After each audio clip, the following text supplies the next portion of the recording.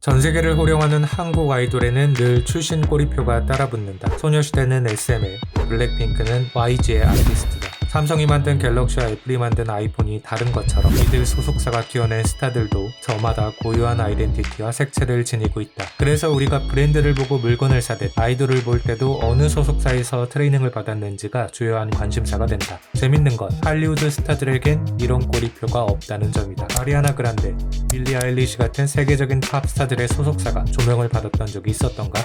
아니, 그 전에 소속사라는 개념이 있긴 한가?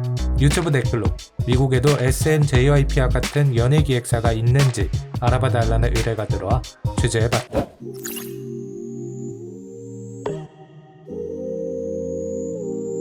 한국 엔터테인먼트 회사들은 하는 일이 많다. 될성부른 떡잎들을 찾아내 똑똑한 트레이닝을 거쳐 스타로 육성하고 스타덤에 오른 이들을 케어해주고 일감도 따오고 요즘은 소속 연예인들을 활용해 드라마와 예능 등의 콘텐츠까지 만든다. 스타와 관련된 거의 모든 일을 한다고 보면 된다. 그런데 미국에선 법적으로 이 모든 일을 한 회사가 할 수 없다. 다시 말해 SM이나 JYP 같은 회사가 존재할 수 없다는 이야기다. 미국엔 소속사란 개념이 없다. 대신 에이전시를 중심으로 연예 매니지먼트 시스템이 구축돼 있다. 에이전시는 쉽게 말해 중개인들이다.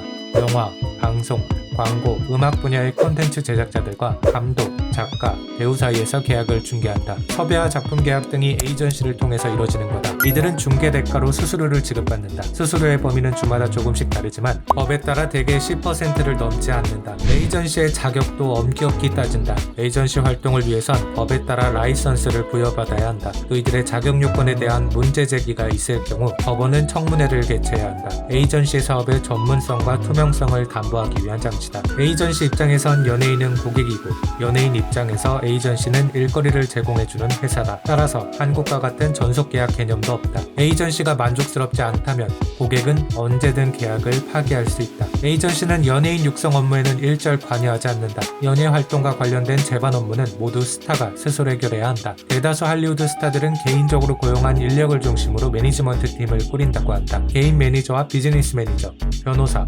회계사 등이 팀에 포함된다. 한미 양국에서 활동 중인 배우 김윤진 씨는 한 언론과의 인터뷰에서 미국에선 매니저 없이 혼자 운전하고 스케줄을 다닌다며 차이점을 설명한 바 있다. 연예인 지망생들은 보통 오디션을 통해 업계에 입문한다. 미국은 에이전시가 제작 업무를 겸하는 것이 법적으로 금지돼 있다. 시장 지배력을 남용해 소속 연예인을 우선 출연시키는 불공정 행위를 막기 위함이다. 끼워 팔기 캐스팅이나 연기 경험이 없는 대형 소속사 연예인이 단번에 드라마 주연을 꿰차는 일이 미국엔 없는 이유다. 비교적 캐스팅 기회가 공정하게 보장되기 때문에 기획사를 통하지 않고도 실력만으로 성공하는 게 가능해진다. 영화 라라랜드의 여주인공 미아를 떠올리면 이해가 쉽다. 성장 또한 연예인의 몫이다.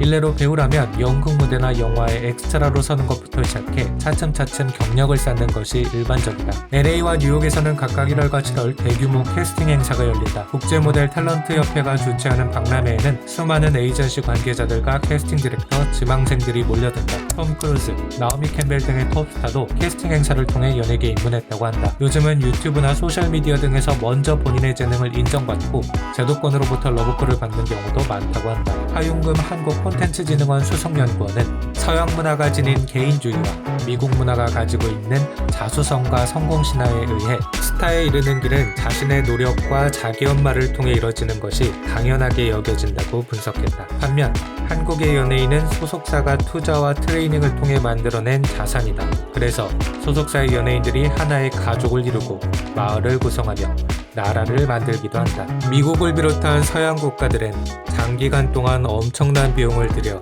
완벽에 가까운 상품을 내놓는 한국의 아이돌 육성 시스템이 분명 충격으로 다가왔을 것이다. 실제 서구 언론들은 K-팝의 성공 비결 중 하나로 한국 기획사들의 인큐베이션 시스템을 꼽기도 한다. 다만 이런 시스템 뒤에는 노예 계약으로 인한 법적 분쟁, 연습생 인권 침해 등의 어두운 면모도 있다는 사실. 세계의 이목이 우리 엔터테인먼트 산업에 쏠린 지금 성공에만 취하기보단 달려온 길을 되돌아보는 자세도 필요해 보인다.